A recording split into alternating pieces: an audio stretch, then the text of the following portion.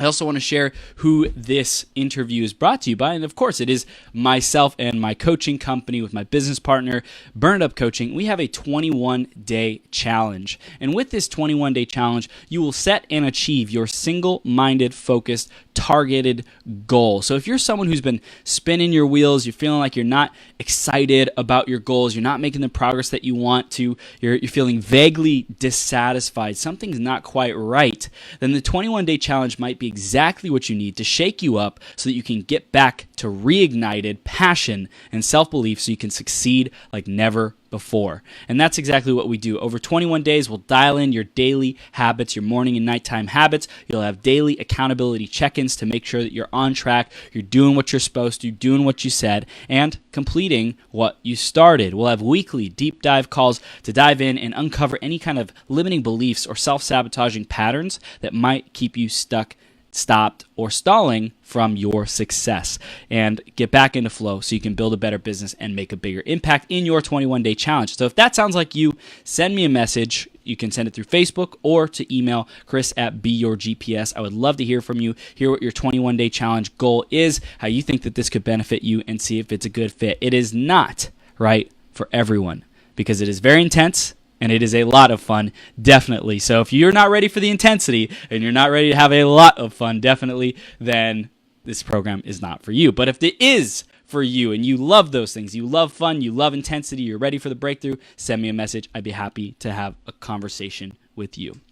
Now, for the next part, it is our iTunes review of the week, and I'm going to read who left us a review. And it was, pulling it up now, on my phone, I believe it was, give me a second, pulling it up. It was Nada Hogan.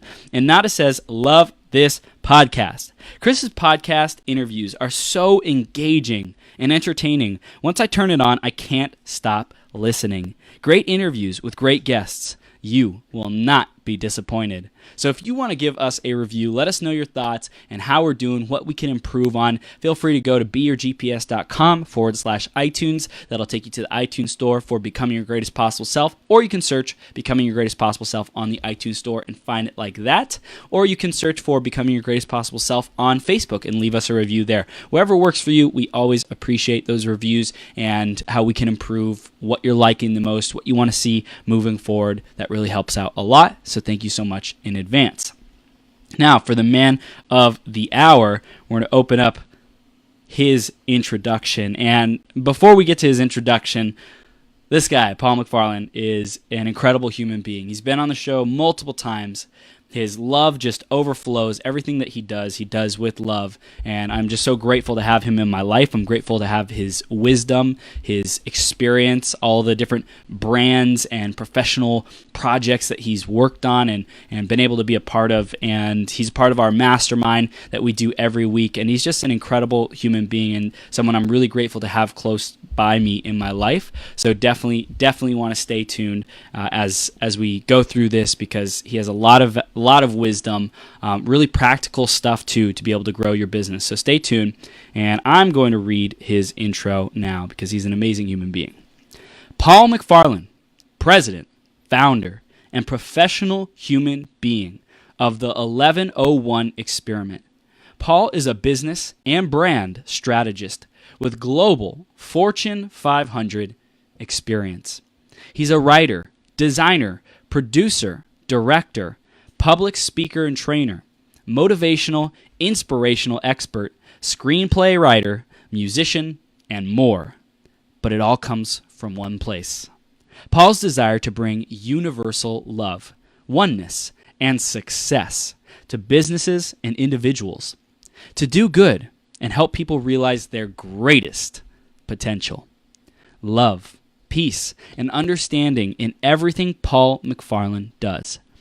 But business and brand strategist will do for today. Paul, are you ready to rock this, brother? I was rocking before. I'll be rocking during, and I will rock long after. I love it. A little bit less brown there. Yeah, a little bit. I love it, man. Well, thank you so much for coming on the show. Super grateful to have you here and your wisdom to be able to share with our audience. So thank you so much for taking time out of your schedule and all that you're up to to be able to share with us today. Thank you. All that I'm up to, I want to tell you what I was doing just before this. Let's hear it. I was in the other room doing a call with my bank. And I was talking to someone who, doing customer service, and I do something I always do at the end of the call when I've got what I want. I ask, what's your favorite music? And most people aren't prepared for that. And this person said, well, it's somewhere between gospel and grunge. And so I started singing a Soundgarden song to her, my best Chris Cornell. And what happened? I made her day. That's what I do. I love it, man. That's amazing. And that goes perfectly into our topic, our theme of the day, which is radical self-expression. So, Paul, how does this concept of radical self-expression play a part in your life in particular? Well, let's look at radical and self-expression. Well, do we really know what expression is in the first place, right? It's a opening up and outward. Self-expression, expressing of the self. Radical. Whoa, why radical? Well, we always self-express, no matter what we do. We're self-expressing. Radical means, extreme. Might mean a full stop, re-examination, and going in a completely different direction, but turned up to 11. And some say, and I'm one of those sometimes, says in this time, in this day and age, if you're going to do anything, you got to go big. Yep. You got to go radical. Yeah. And it better come from yourself, from your inside, from your essence, from your truth. Wow. So, yeah. So we dove into what the word, like kind of looking at the word itself, or words, I should say, radical self-expression. I love that breakdown. So you play big, you think big, you play outside of the box. It's radical, it could be extreme, could be, hey, going one way one day and then like completely opposite direction or different direction, if that's what is called for productivity, for greatness, for impact, influence, all that good stuff. So how specifically has it made a difference in your life and your career and your journey? It just gets more so, or depending on your politics, someone would say it just gets worse. Because well, what we're going to talk about are these massive social, cultural changes that are going on. What does it mean to be a brand and how to communicate, sell in that space? And some people are saying when things get weird, just go bigger, go faster, go more persistent, And some say go more placidly. And see, a placid self-expression can be radical. Sometimes the most radical thing you can do is silence. Because that thing about radical just means to be against something else. And if the world is constant noise, more noise isn't necessarily radical. Wow. Yeah. Yeah, it's unconventional. I love the silence. I love how you said that, because that's something that, radical self-expression, who would think that brings to mind silence? Okay, anyone watching this live or on the replay, if you're watching it on Facebook, do you notice, if you go up and down your news feed, how much of it are videos of people being seen from the neck or the chest up, looking straight at us? And you know that unless you have your settings turned for autoplay of audio to be off, if you pause at a video for a moment, it'll start autoplaying, right? So if we're really quiet, we can break that. I love it. So someone who falls onto this feed and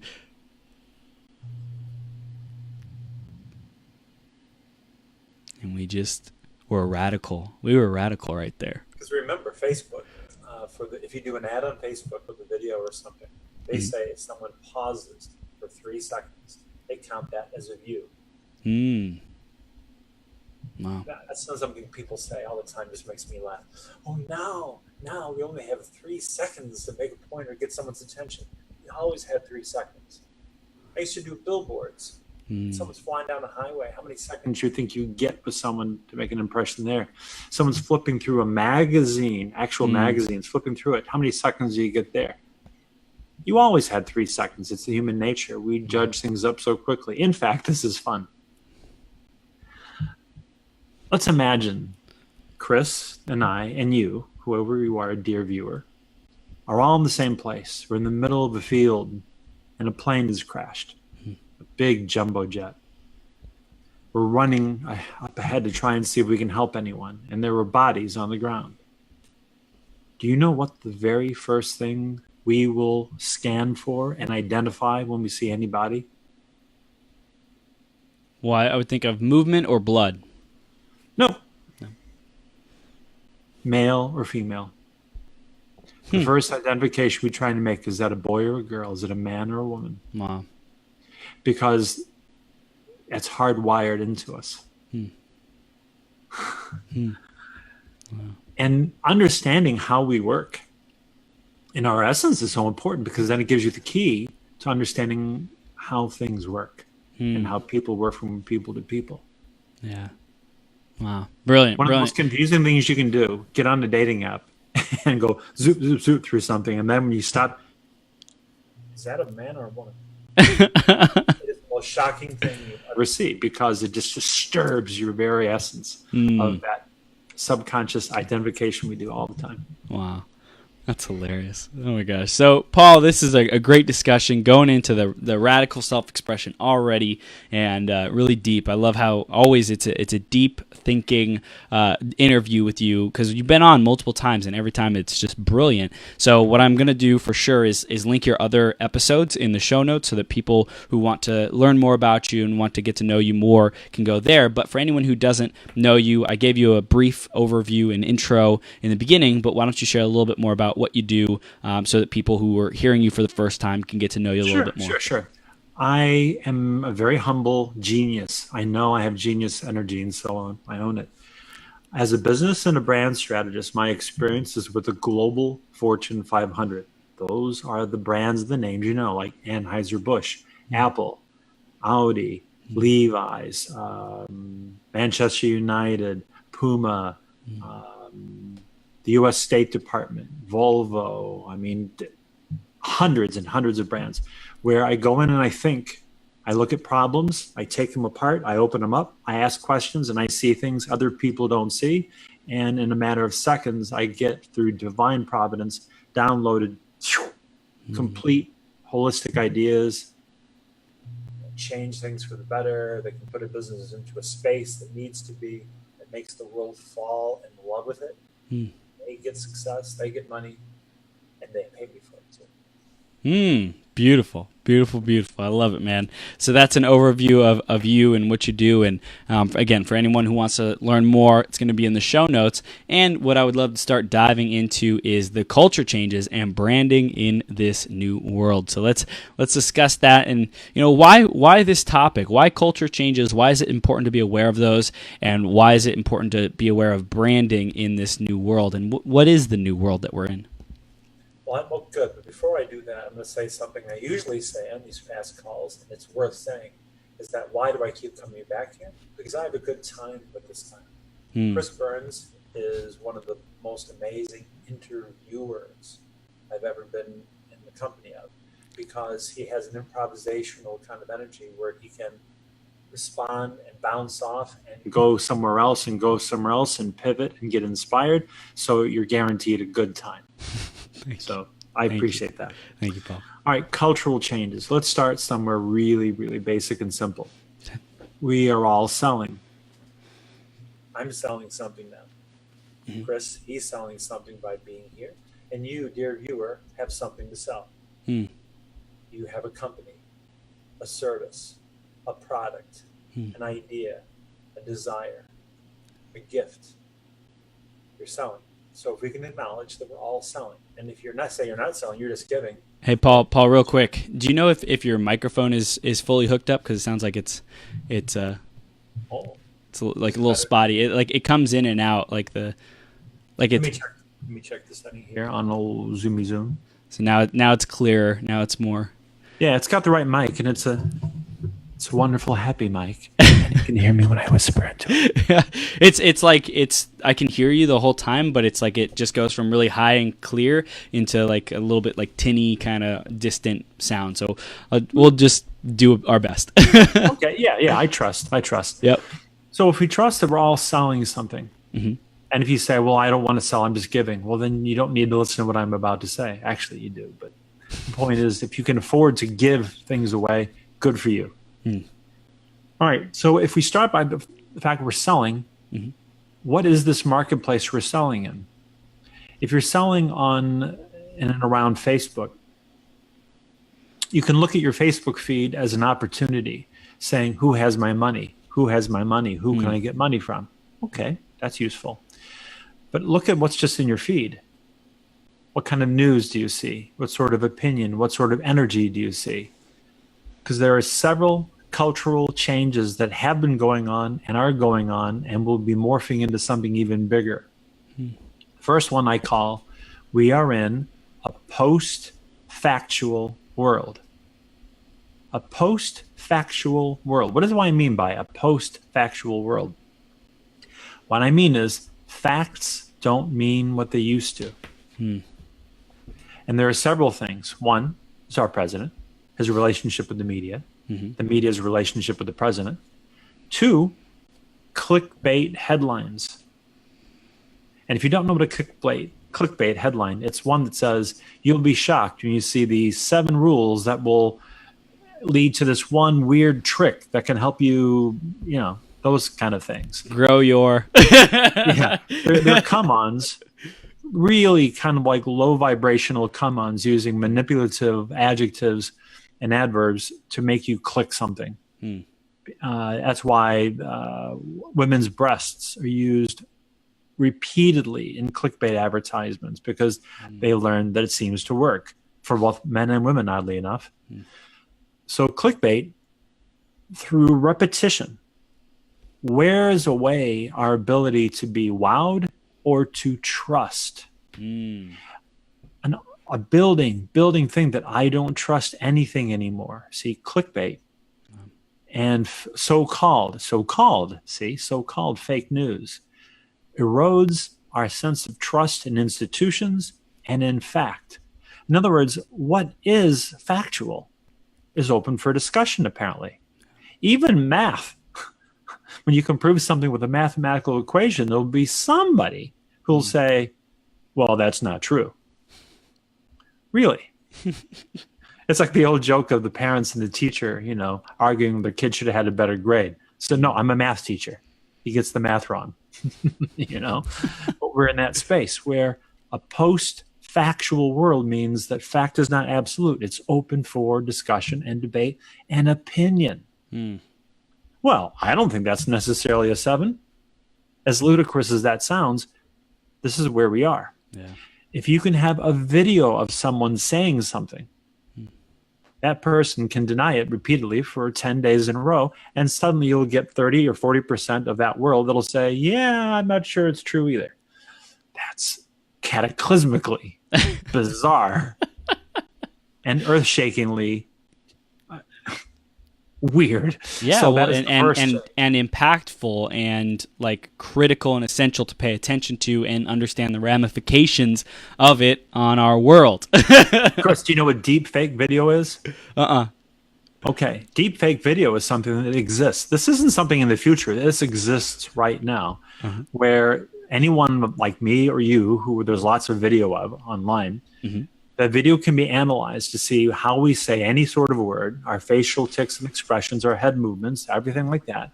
They can be made into an algorithm, and a fake version of us can be made that is perfectly vivid and real, and to make us say anything.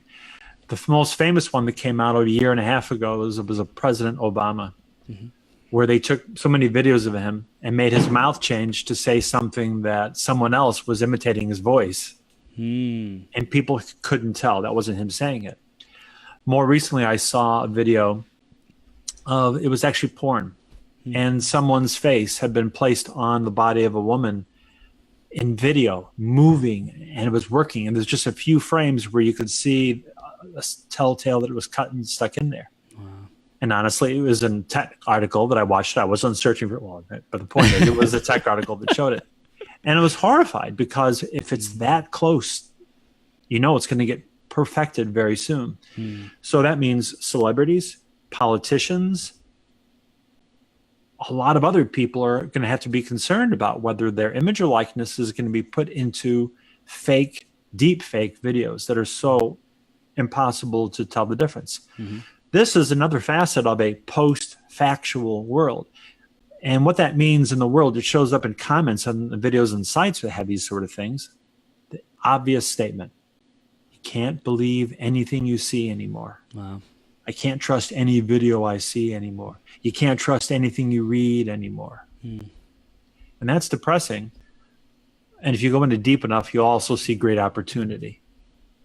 One opportunity I'm working on right now is I have a thing that I'm working on that's going to fix one of these things. That's all I can say about it. And it's big. But in other words, the first thing you could say, okay, Paul, post-factual world, and people aren't believing anything they see anymore. No matter how many statistics, someone will say, oh, you got your statistics from the wrong place. Well, here's a fact. Oh, that fact is, on Fightbook, right? When people get into politics. But even videos, the fact that we can fake videos. In fact, how do you know right now this is actually Chris Burns and Paul MacFarlane? Right? Just because we're talking and, we're moving and it's accurate and right? Maybe if my audio went up and down, that's because someone was hacking and sampling my audio and putting together a library of everything I say. Who knows? Who knows? I don't have that big of an inflated opinion of myself that someone really wants to take my stuff. That's like old people who still shred their credit card statements because they think criminals are actually going through landfills, go through trash to find a statement to hack your account. No, they just go hack the sites. Yep. But you can't tell them that. So one, let's come to a conclusion here. One, it's a post-factual world, and hope you understand and agree with what I'm saying. From clickbait to the president and the media, between deep fake videos and some other, it's all coming in and eroding our sense of verifiable truth. What are we going to do about it? We'll talk about that. The second cultural change is our inexorable march towards us becoming part robots. Chris, do you believe in your lifetime you will become part cyber? I do. All right, okay. Well, we agree. So let's move on. Well, let's talk about the signs of this. If you're old enough, maybe even as a young kid, you may have remembered cars in the 80s that started to talk to us.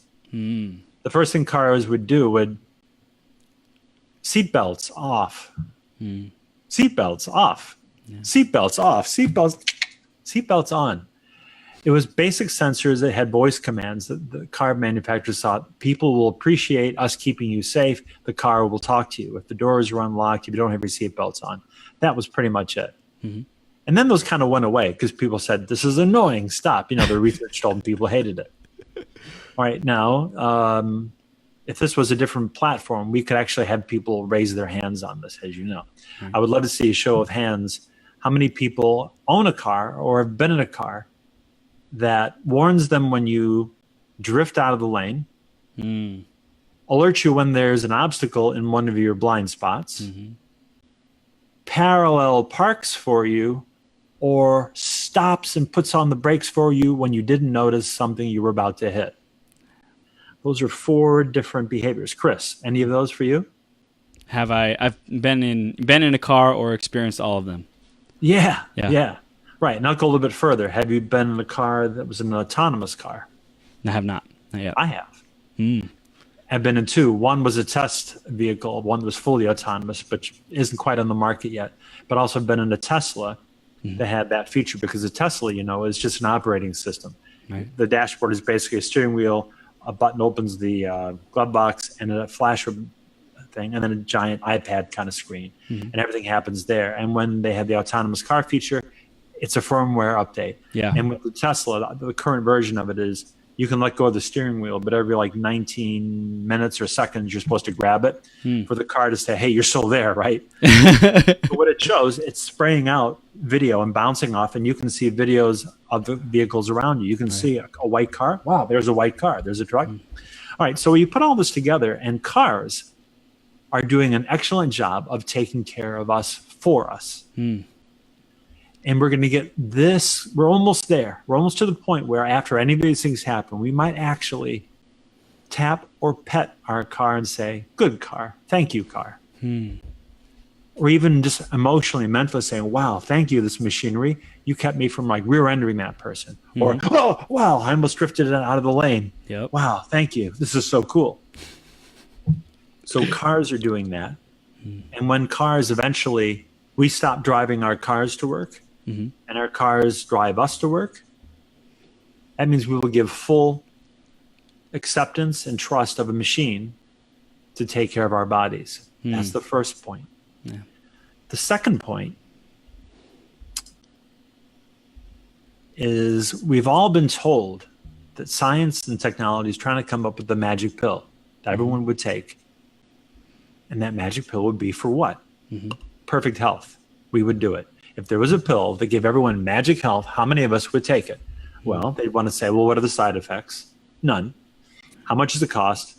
Like a one a day. All right. If suddenly everyone's going, yeah, I do it. Yeah, I do it. Now that, yeah, I do it. How far would you go? Well, here's how far it's going to go. This is all in development. And so depending how healthy you are and how lucky you are and how careful you are and what kind of car is keeping you out of danger, you'll get a chance to experience all of what I'm about to say. I'm not really convinced yet how soon devices will disappear. They could become something that they already are, something we take care of more than our own kids and we keep closer to us than anything else in our life. However, there will come a time where we will take a little implant of a chip, probably in the back of our neck in our receiving center, right back here. That'll give us an ability to have apps downloaded that will do things for our body. One could be to give us the benefit of sleep without sleeping. Wow, that would be nice. Yeah. Or something that would burn fat anywhere in our body. Well, that would be nice. 3, that would build muscle in any way we want it built. Well, that'd be nice. Show or for strength, whenever we wanted it. 4, that could change our complexion. 5, that could eliminate or prevent acne. That could change our facial structure, literally doing plastic surgery. How much would that hurt? How long would it take? I have no idea. That could change our hairstyle, color, or amount. Yep. That could change our height. That could make us run faster, jump higher, speak a different language, change the timbre of our voice, the color of our eyes, on and on and on and on. It's all possible. Now, how will it happen?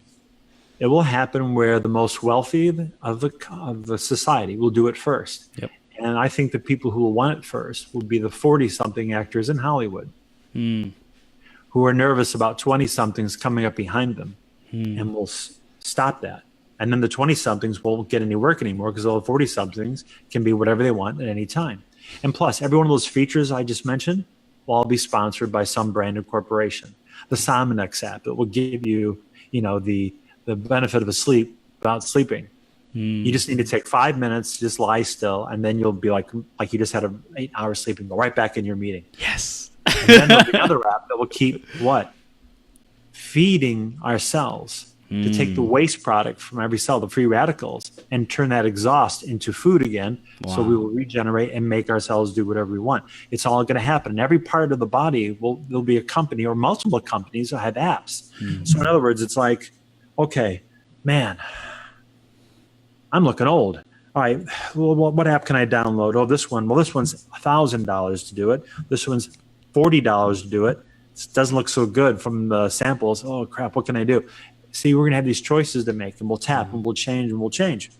Then it's going to go even further. Let's say you really like basketball, and your hero is LeBron James.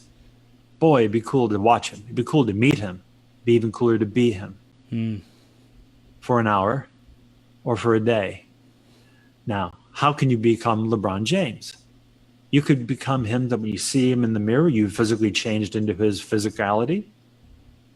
You can look like him. You can maybe run like him. You can change direction like him. You can think like him. You can bounce a basketball like him. You can pass one and shoot one like him. So you could go and really show your friends on the court how you can play, and they'll be amazed.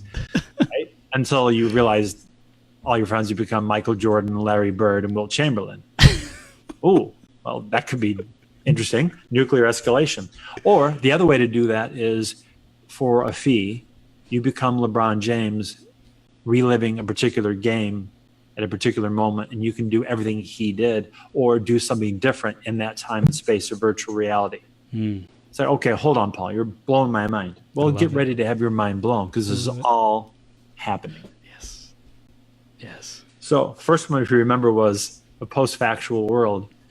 2 is we're all marching inexorably towards part robotic lives. Oh, and also what's going to happen when we accept this sort of cyber life in our bodies to manipulate and change it through virtual and algorithmic change.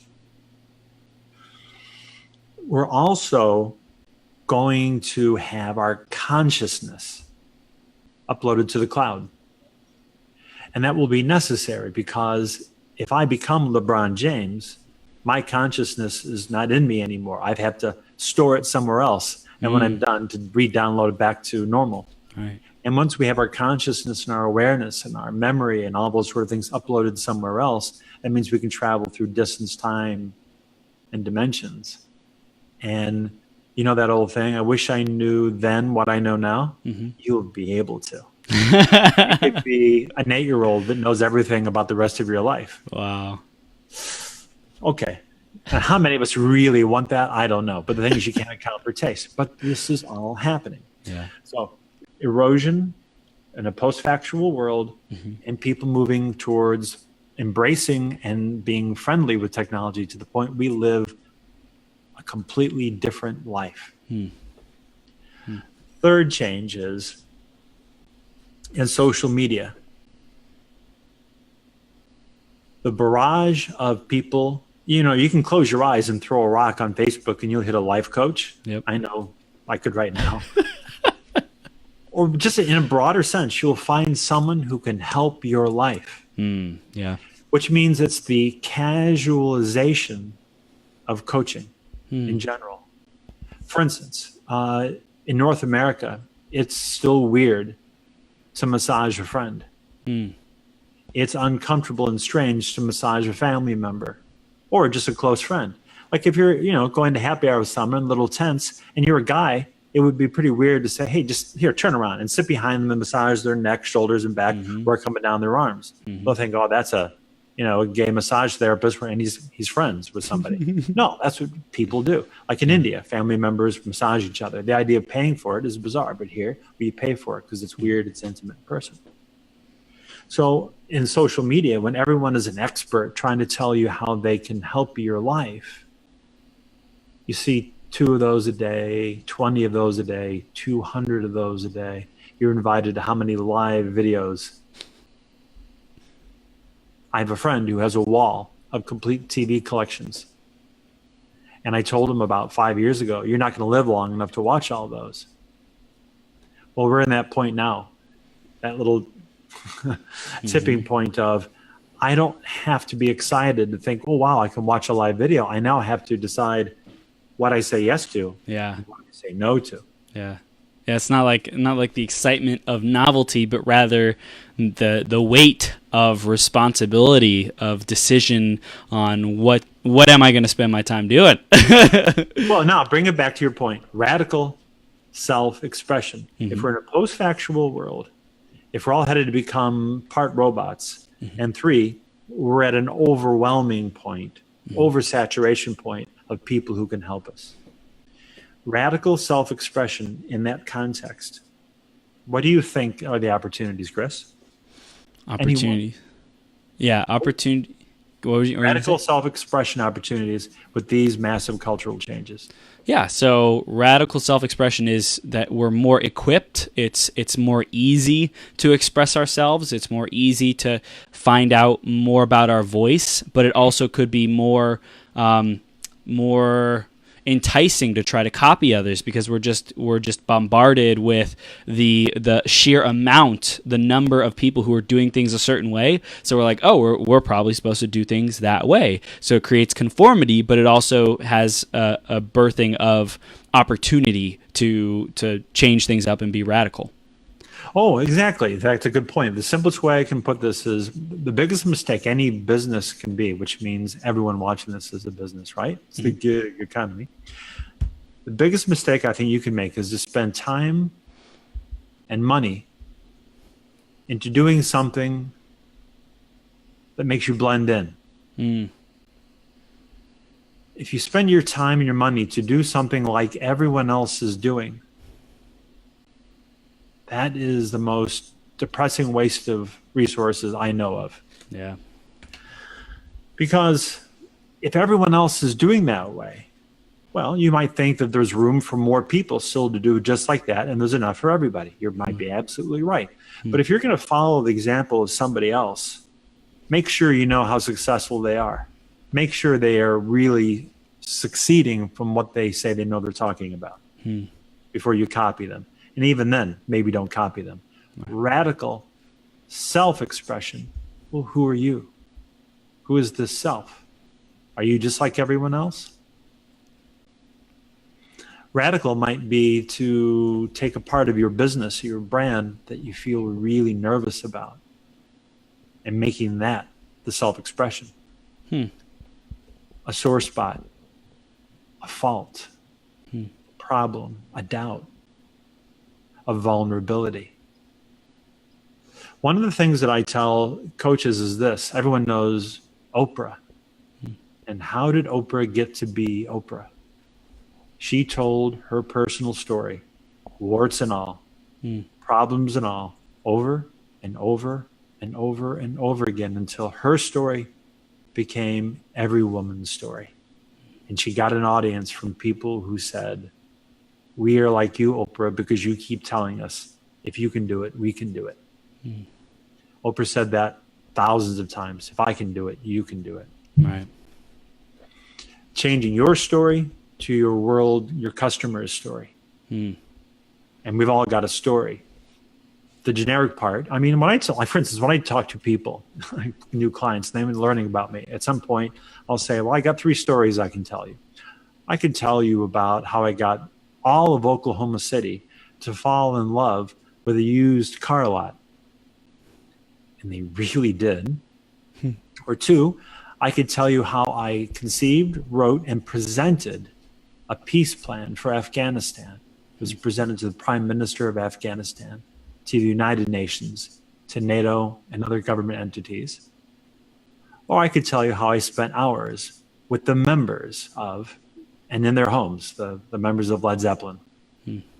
So those 3 stories generally say, I'm really good at what I do. I can do things at a much bigger scale than you ever imagine, and I can get in places most people only dream about. Wow. You've got stories too. Yeah. Everyone's got something that's remarkable, something that you could have died and you didn't. You could have given up and you didn't. Why do you think most people don't tap into that potential and that power in those stories? Lack of confidence. Okay. Lack of self-belief. Lack of self-love. Yeah. Rinse, repeat. How do we get access to those stories to be able to be more effective with our brand? How do we catalog? How do we recognize and highlight? Recognize, refine, and highlight. 2 ways. And Chris, you're one and I'm one. You work with someone like Chris who can help you break through your barriers and limitations, your fears and your doubts, to find the beautiful you that's in there.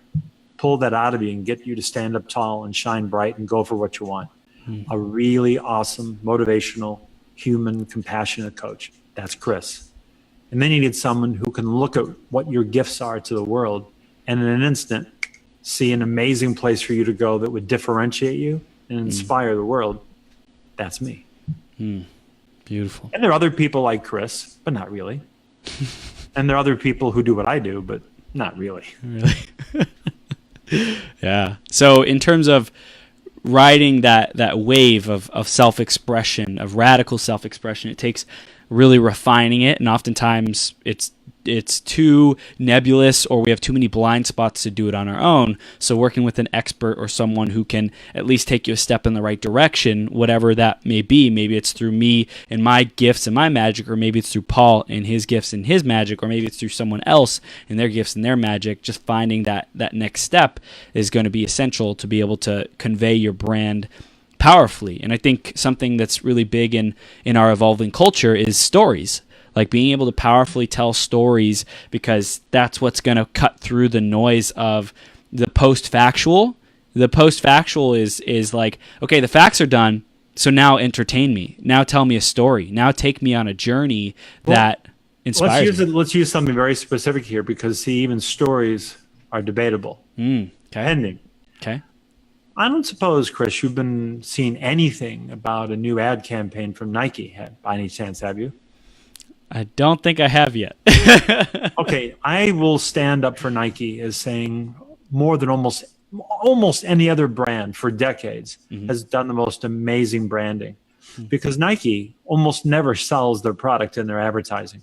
They don't talk about their cushion or their laces or their manufacturing or how fast they'll make you run. Not really. They talk about athleticism. They talk about passion. Everything they do is an honoring energy to athleticism or athletes. Yeah. But what's going on right now is that there's a new campaign where this is the 30th anniversary of their Just Do It campaign, which started as a music video with a Beatles song and some other ththings, which was pretty interesting. Yeah.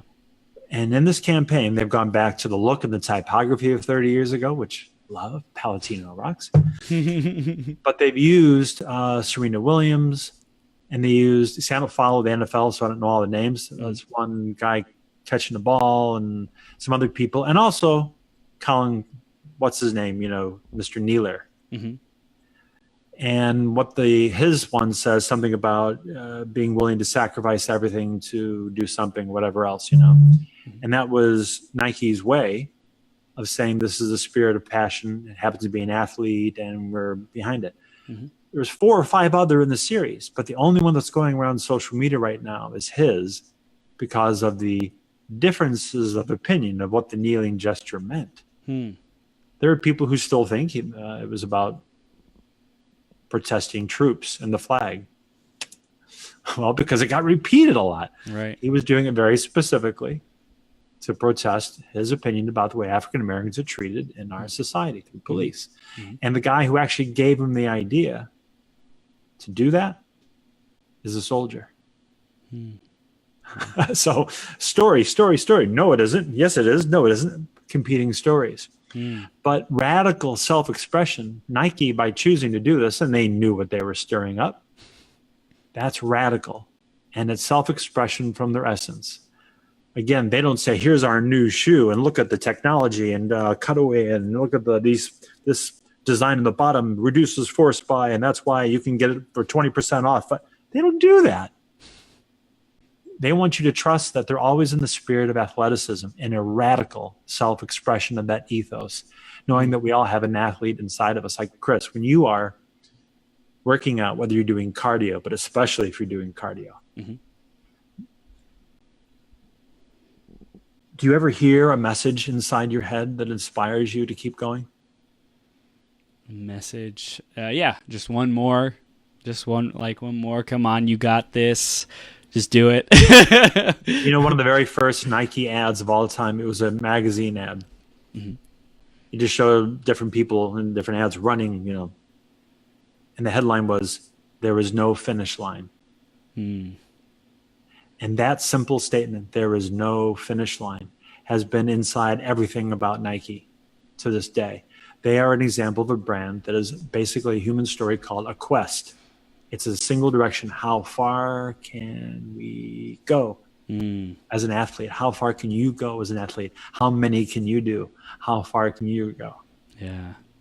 And radical self-expression means knowing who you are and deciding to express that in a radical way that may piss people off. It may shake people up, may confuse people. It might even anger some people really a lot. You may get enemies. But you know that old saying, if you stand for something, you're going to have people for you and probably some people against you. But if you don't stand for anything, no one will be against you, but no one will be for you. Right. Radical self-expression in a time of massive cultural changes where we don't trust facts anymore. We're becoming robots and we're overwhelmed with things to watch on Facebook. You have to trust yourself. And in those circumstances, that means speak your truth, Right. be more fully human, and be yourself. Don't blend in with anyone else. Well, that's so powerful too, because it's the formula. You know, what's the formula to be relevant? And it's really owning yourself, owning your values, owning your story, owning the facts. You know, there is facts in our story too. So I think in this evolution of the marketplace and our culture, it's just understanding what are the points, what are the leverage points, and it's Personal knowing, ones. Is he a personal story? Personal. That's what I mean. If I say this is what it meant to me, Right. this is how I felt when I was trying to decide whether to live or die. Yeah. Yeah. Damn. Yeah. Powerful, man. So we're beginning to wrap up here, Paul, and we want to know the final takeaways from this interview to be able to really rock the rest of 2018 and going forward. Well, if this is a good diamond, I'll just repeat. The theme that Chris bounced to me is, what is radical self-expression? Is it necessary? Yes, I say it is, because of three major changes I see. We're in a post-factual world where facts are not valued anymore and everything's up for argument. 2, we are marching full speed ahead to becoming part robots and less human. 3, we are overwhelmed with stories and fix-it solutions on videos on Facebook, including this one. So in that environment, know who you are. Own your humanness. And don't blend in with anybody.